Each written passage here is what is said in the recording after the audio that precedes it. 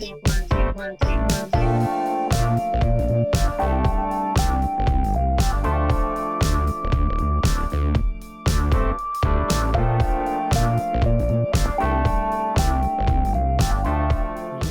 my dear friends. This is Daisuke, and I very much hope that this video finds you well and in very good spirits wherever you are in the world.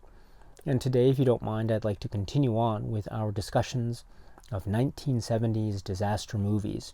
And I'd like to focus our attention today, if I may, on another very interesting, exciting entertainment. This time, it is a made-for-TV movie from 1977.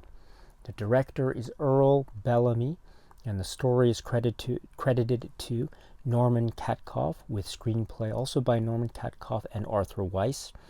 And this is produced by Irwin Allen. And it has, in its very interesting cast, people like Ernest Borgnine, Vera Miles, Patty Duke, Alex Cord, Donna Mills, Lloyd Nolan, Neville Brand, Eric Estrada, Ty Hardin, Gene Evans. This is a film whose title says it all. It is called Fire.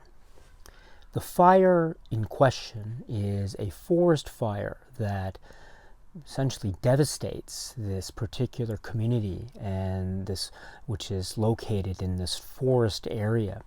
And we have a community that, like many disaster films, involves many sets of characters, and the interconnections or networking or relationships and dynamics between and among these various characters that we meet form part of the engagement value and entertainment value regarding this film and other films of its kind, thus creating a sense of drama, melodrama, and soap opera dynamics.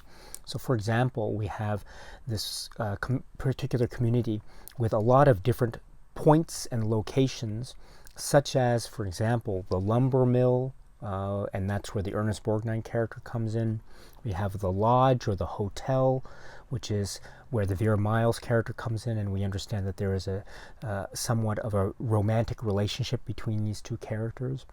And then we also have another relationship, a marital relationship between the Patty Duke character and the Alex Cord character, and they are doctors, and we realize that there's a lot of tension in their marriage for a number of reasons, included which is that they have some kind of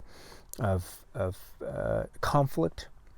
Patty Duke wants to go to Los Angeles, while Alex Cord wants to maintain his research in New York, and so they cannot seem to reconcile those differences. And so when we meet them at the start of the film, we realize that they are very close to deciding to divorce. And then there's not just one doctor, there's not just two doctors, there's actually a third doctor as well in this. This is played by Lloyd Nolan, and he is the local doctor of sorts, who's a very important figure of the community. But so we see him being involved in many different characters and their certain circumstances. We also see a very exciting scene involving his driving and a bear. And then another aspect of the films and their locations are, there's a park or wooded area where there's a school excursion, school students and the Donna Mills character, and what happens when one young girl wanders astray, and then the fire emerges, and so there's a lot of panic and grief on the part of the Donna Mills character, what to do with this little girl lost in the woods and the fire raging.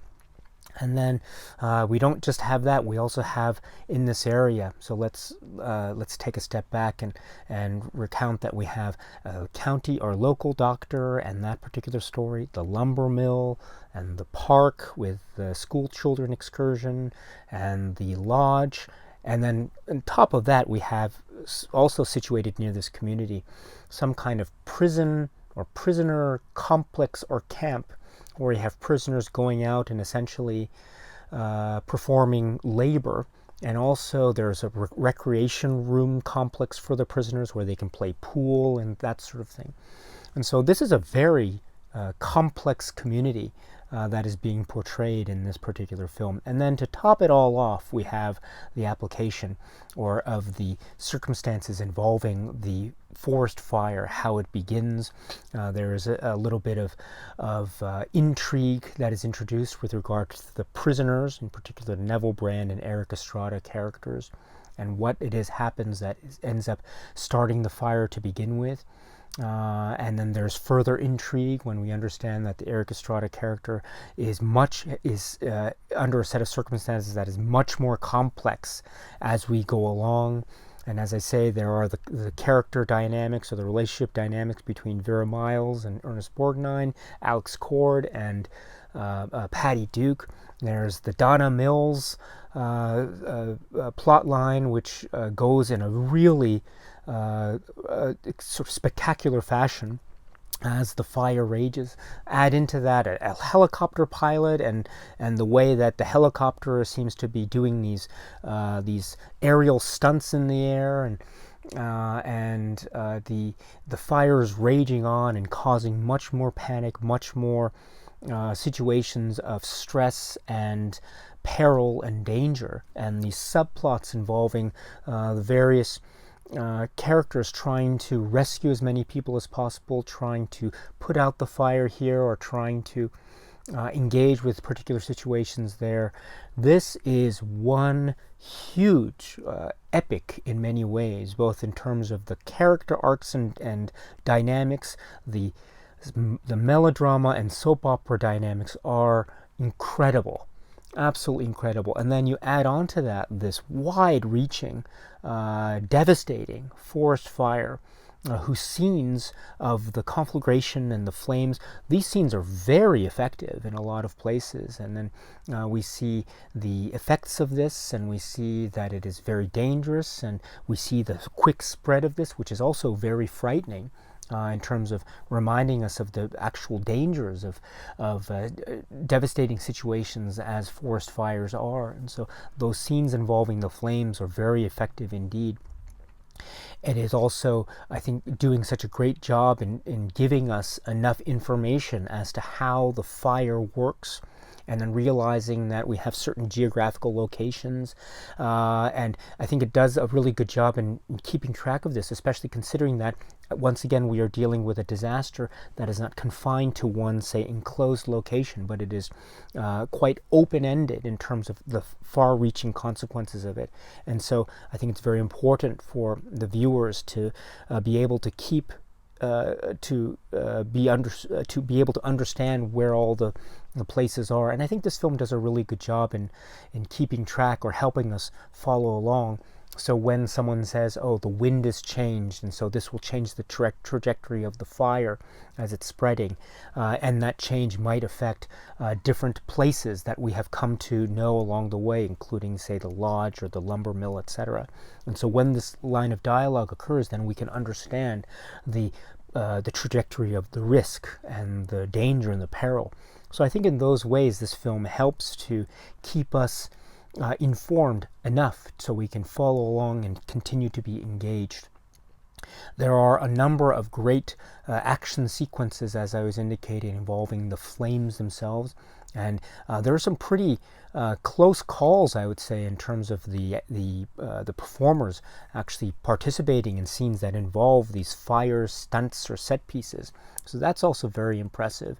Also, I should say, too, going back to the character dynamics, this is a soap opera, and so there's a lot of the soap opera dynamics at play, and that adds to, I think, the corny and the campy and the outrageous. There are some really outrageous scenes I was trying to hint at before, involving, say, the married couple, involving the Erik Estrada character and his desire for justice, and also the romance between Vera Miles and Ernest Borgnine and how that resolves itself, and also the issue involving the driving of the local doctor and the bear. There's also random shots of wildlife like squirrels and swimming raccoons, I think, and the like. And so and the delivery of the dialogue is also It's oftentimes very engaging, very earnestly delivered. Also, sometimes it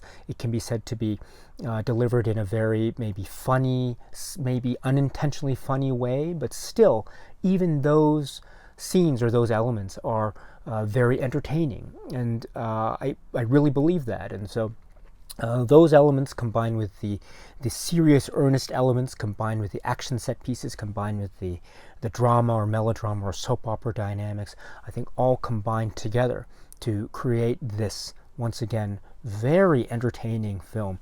Now, it is another TV movie produced under the name, Irwin Allen, very famous in the context of this genre, perhaps best known in terms of his cinematic achievements of producing films like The Towering Inferno and The Poseidon Adventure.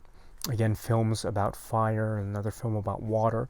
And so perhaps compared to those cinematic achievements, films like the TV movie Fire might seem to pale in comparison from the viewpoint of some critics and reviewers. And if that's the case for you, then I completely understand that. That is totally okay. However, I do want to suggest or emphasize that this still holds a lot of entertainment value, at least potentially so. And for me, personally, I think actually so. And I should say also that I remember watching this on TV when I was a kid, and it was broadcast, and I randomly found it on TV, and I watched it and it really had an effect on me in terms of when I watched it as a kid, as I did. So in that way, I've never been able to forget it. I mean that in a positive way. And so when this DVD came about, I was so happy to be able to get it. So this is one that has a number of memories for me, and it makes me recall my childhood growing up watching these films on TV. There are many of them there are many TV movies, disaster movies of this kind. I think this is one of a really entertaining one. There are many others, of course, but here's an example of that. This is the film, a TV movie, which is called Fire. Okay, my friends, so that's it for now. So until we meet again, please be happy and healthy and well, and please keep on watching a lot of great movies. Thank you so much, as always, for your time. I very much appreciate it. Stay strong, stay safe, and cheers.